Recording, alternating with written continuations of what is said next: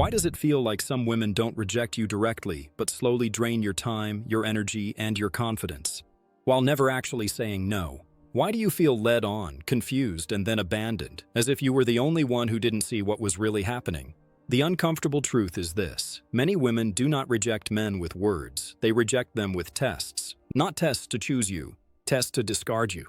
And if you don't understand these 7 tests, you will keep chasing women who already decided that you are not the man they want, while silently training your brain to believe that you are not enough. Today, I want you to do something different. Instead of asking, "Why doesn't she like me?" I want you to observe, with the cold clarity of a strategist, what is actually happening. Because once you see these patterns, you cannot unsee them. Once you recognize these 7 rejection tests, you stop begging for crumbs and start walking like a man that understands his own value. And stay with me until the end, because the last test is the most subtle and the most dangerous. It's the one that quietly kills a man's self-worth without him even noticing.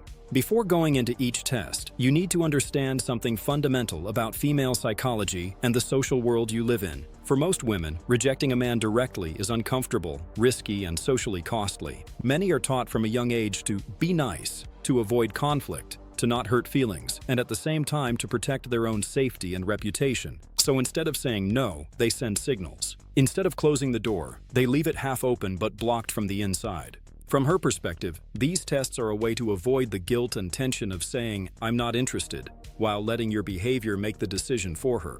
From your perspective as a man, these tests only become toxic when you don't see them. Because if you don't recognize them, you continue investing time, emotions, and energy where there is no real chance, and that creates bitterness, resentment, and self-doubt. A stoic man does not beg to be wanted. He reads reality as it is, not as he wishes it to be. That is the mindset you need here. Less emotion, more observation.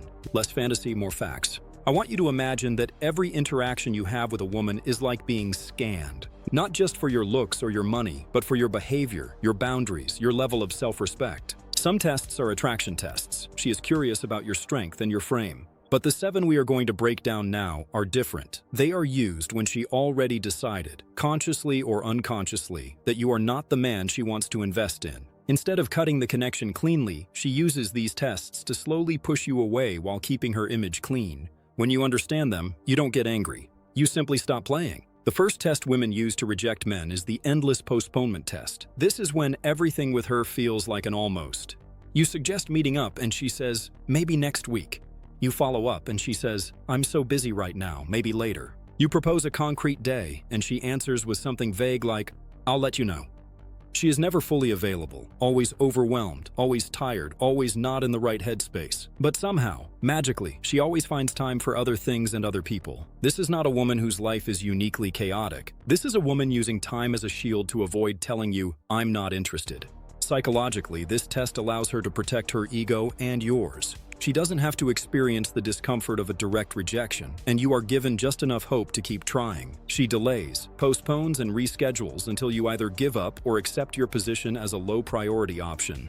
Many men fail this test by trying harder. They think more persistence will eventually break through her busyness. They start sending longer messages, suggesting more dates, offering more flexibility, explaining that they understand her situation and are willing to wait. With every extra effort, they communicate a simple message: "My time is less valuable than yours." A man with a strong frame responds to this test very differently. He offers a clear option once, maybe twice, and then watches her behavior.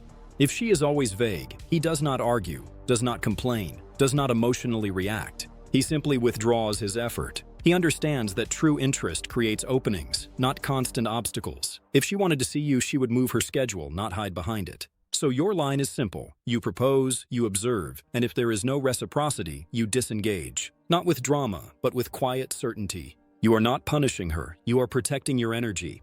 The second test is the minimal investment test. This one lives in messages, calls, and daily communication. She replies, but with the minimum possible effort. One-word answers. Dry reactions. Zero curiosity about your life. You are always the one starting the conversations, always the one asking questions, always the one trying to keep things alive. If you stop writing, the interaction dies. She may occasionally send a generic reaction or a low-effort message when she is bored, but there is no real depth, no real reciprocity. From a psychological perspective, this is a way for her to keep you around as background validation. She does not want you strongly enough to invest, but she does not dislike your attention enough to cut it off entirely. You become a distant source of ego fuel. Your messages are proof that she is desired, even if she never intends to truly choose you. Many men misinterpret this test as she's shy, or she's bad at texting, or she's just busy. Of course, there are rare cases where someone communicates this way in general, but you have to compare. Is she fully capable of engaging deeply with friends, social media, and activities she cares about, while suddenly becoming a ghost with you? If the answer is yes, then the issue is not her capacity to engage. It is her level of interest in you. The mistake here is reacting to minimal investment with maximum effort. You try to be more entertaining, more interesting, more intense. You send voice notes, long texts, memes, jokes, all in the hope that she suddenly wakes up and reciprocates. But this only pushes you deeper into the role of entertainer and further away from the position of a respected man. The correct response is to mirror her investment. If her messages are short and cold, yours do not need to be long and warm. If you are always initiating, you stop and observe what happens. If nothing happens, you have your answer. She was not choosing you. The third test is the emotional friend zone test. This is when she places you in a role where you give emotional support, time, and attention without any romantic or physical direction. You are the one she calls to vent about other men. You are the one she uses as an emotional diary, but never as a romantic option. She might call you such a good friend, like a brother, or say that you are such a nice guy, while constantly giving her energy and attraction to someone else. On a psychological level, this works as a safe harbor for her emotions. You are a container for her stress, her confusion, and her drama, but you are not a man she feels drawn to. She rejects you not by pushing you away, but by redefining you into a role that blocks any romantic progression. Many men accept this role because it gives them proximity. They think that by being the good guy who listens and supports, they will eventually be noticed and chosen. This is hope as a strategy, and hope is not a masculine strategy. A man with standards recognizes this test early. He is not rude or cruel, but he is not available as a therapist when there is no mutual romantic energy. He does not spend hours dissecting her dating problems with other men. He does not allow himself to become the emotional trash bin where she dumps whatever another man did to her. If he feels attraction and she tries to frame him purely as a friend while using him as support, he communicates his truth calmly. He is not available for that role. And then he lets her choose. If she disappears, that is not a loss. That is clarity. The fourth test is the exploitation test, when she sees you not as a man, but as a resource. This is when she uses you for favors, rides, money, assignments, tasks, connections, and benefits, but never meets you halfway. When she wants something, she appears very friendly, very sweet, maybe even slightly flirtatious. Once she gets what she wants, she goes back to being distant or indifferent. This pattern repeats: requests from her, compliance from you, and then silence. This test is deeply connected to boundaries and self-respect. Cialdini's principles of influence remind us that people tend to keep using what works. If every time she needs something she can rely on you, and there are no consequences, she will continue. Not necessarily out of cruelty, but out of human nature. You train her every time you say yes in situations where a man with standards would say no. Many men allow this because they hope that their generosity will be seen, valued, and rewarded with affection. They are secretly trading favors for potential love. This silently destroys your masculine frame, because true giving comes from fullness, not from hunger. The powerful response is not to become cold or selfish, but to become selective. You observe whether there is reciprocity. You ask yourself, does she ever offer help, time, or effort when I need it? Does she ever show genuine care for my life, or is the dynamic always centered on her convenience? If the answer is one-sided, you stop being the endless problem solver. You become comfortable with no, or with I can't help with that. A man with boundaries is not easily exploited. When she sees that you do not allow this pattern, women who were only there to use you will quickly fade away. Again, that is not loss. It is purification. The fifth test is the comparison test. This is when she constantly brings other men into the conversation in ways that diminish your importance. She talks about how impressive otra persona is, how attractive someone else is, how successful, confident, or desired other men are, while you are present. She may mention how her ex did things better, how another guy gives her more attention, how someone else is so masculine or so confident. The intent here is not to motivate you to grow. The intent is to signal that she sees greater value elsewhere. This is one of the most direct forms of indirect rejection. From a psychological standpoint, comparison is a way to reduce your rank in her mind and in yours. Repeated enough times, it can make you believe that you are fundamentally less than other men. Many men tolerate this because they are afraid of losing her. They try to compete with invisible rivals by working harder, buying more, pleasing more. They believe that if they can just match or surpass these other men, she will finally see their value. But in reality, a woman who truly desires you will not constantly speak about how others are better. She will not sabotage your confidence by putting you in permanent competition. The correct reaction to this test is not to argue or beg for recognition. It is to calmly communicate your limit. Something as simple as, "I'm not interested in being compared to other men," said once, firmly and in a grounded tone, can change everything. If she respects you, she will adjust. If she continues, you know exactly where you stand, as a low-ranked option in her mind. A man with self-respect does not stay where his value is repeatedly diminished. You either teach others how to treat you, or you accept what they give you. The sixth test is the provocation and disrespect test. This one is sharper and more obvious, but many men still fail to recognize it. This happens when she makes cutting jokes at your expense, belittles your opinions, mocks your dreams, criticizes your appearance in cruel ways, or uses sarcasm to undermine you. It can be subtle, wrapped in humor, or it can be open and harsh. Either way, the message is the same. She does not see you as a man to be respected. In Jungian terms, someone projecting their own shadow may attack what they secretly fear or dislike in themselves. But for you, the important part is this. Repeated disrespect is not a sign of attraction. It is a sign of rejection.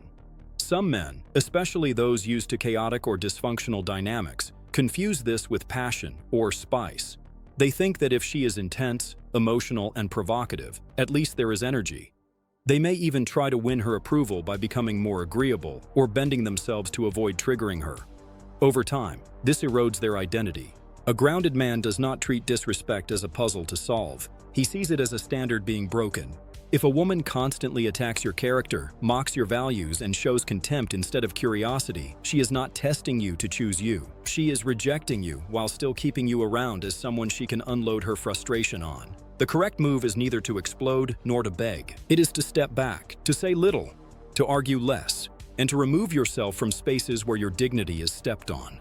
Silence and distance are powerful answers to continued disrespect. Now we arrive at the seventh test, the most dangerous one, the full emotional indifference test. This is not just less texting or fewer compliments. This is when, no matter what you share about your life, she shows almost zero emotional reaction. You could talk about your victories, your struggles, your passion, your purpose, and her energy stays flat. She does not ask follow-up questions. She does not show curiosity. She does not remember important details about you. You are talking to someone whose attention is elsewhere. She may be physically present, but emotionally, she is gone. This is the most lethal test because it is quiet. There are no fights, no drama, no big conversations, just a slow, cold withdrawal of emotional presence. Many men react to this by becoming performers. They exaggerate stories, they overshare, they try to shock or impress just to provoke some kind of reaction. They think that if they are more intense, she will finally feel something. But this only makes the imbalance worse, because you are now chasing her attention like a wandering light instead of living anchored in your own center. The truth is simple and brutal. Where there is deep attraction, there is curiosity. A woman who is genuinely drawn to you wants to know your mind, your world, your direction. If she consistently shows no emotional response to who you are, she is not choosing you, and she is not preparing to choose you. She is preparing to forget you.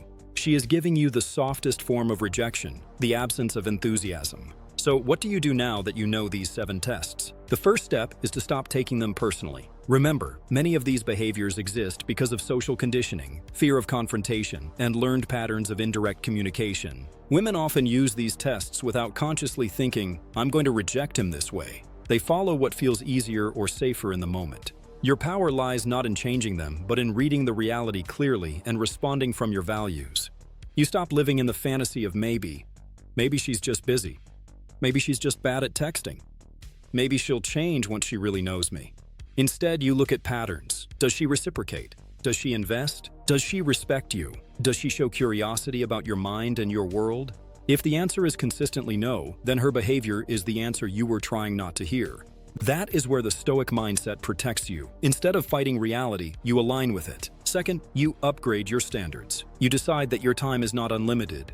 Your attention is not a free resource. Your kindness is not available for endless exploitation. Your emotional support is not given to someone who does not see you as a man, but as a convenient tool. This is not about becoming cold or cynical. It is about loving yourself enough to not stay where you are clearly not chosen. There is a big difference between patience and self-betrayal. Patience is waiting when there is sincere reciprocity. Self-betrayal is waiting where there is nothing but polite rejection wrapped in tests. Third, you train yourself to respond differently. When you sense endless postponement, you propose once or twice and then step back. When you see minimal investment, you mirror and observe. When you are pushed into emotional friend zone service, you clarify your position without aggression. When someone uses you as a resource without reciprocity, you set limits. When you are constantly compared to other men, you communicate your boundaries calmly. When there is repeated disrespect, you remove yourself from that environment. When you face emotional indifference, you stop trying to entertain and redirect your energy towards people and projects that respond to you with life, not with emptiness. The deeper layer of all this is your identity. A rejected man acts from fear. A chosen man acts from standards. The difference is not that the chosen man never faces rejection. He does. The difference is that he recognizes indirect rejection early and does not cling to it. He does not try to buy affection with overinvestment. He does not negotiate his self-worth with someone who already decided to undervalue him. He is not at war with women. He is at peace with the truth. When you operate from this place, something powerful happens. Your energy changes. You stop radiating neediness and start radiating selectivity. You no longer send the signal, please like me. You send the signal, I like myself. And I will only share my world with those who also choose to be here. That shift alone filters out many of the dynamics we just talked about. Women who are only there to use, to compare, to provoke, or to half-engage do not feel comfortable with a man who is not easily manipulated by those patterns. They move away on their own. The ones who remain, or the ones who appear later, tend to be women who respond to your clarity with their own clarity. Now, as you reflect on these 7 tests, ask yourself honestly, where have you been failing them? Where have you been interpreting rejection tests as invitations to try harder? Where have you been allowing your fear of being alone to keep you stuck in situations where you are not truly wanted? Where have you been trading your time, energy, and self-respect for a few drops of attention? These questions are not meant to shame you. They are meant to wake you up. Because the moment you see it, you have a choice. You can continue to play the same role, or you can change the script. You can keep chasing women who postpone, half-text, friend zone, exploit, compare, disrespect, or ignore you emotionally. Or you can decide that your presence is not a consolation prize. You are not another option on a long list. You are a man with limits, with values, with direction. And here is the last thing I want you to remember. Rejection is not the opposite of your value. It is simply a signal of misalignment. Not every woman is meant for you, and you are not meant for every woman. When a woman uses these tests, she is telling you, in her own indirect language, I am not your place. Your task as a man is to listen to that language, understand it, and walk away with your head high. You protect your heart, not by building walls of bitterness, but by choosing carefully where you invest it. So the next time you notice any of these 7 tests, you will not feel confused. You will feel clear. You will see the pattern. You will breathe, ground yourself in your worth, and decide. And in that decision, without drama and without begging, you become exactly what most men never become in the face of rejection: calm, centered, and unshakable.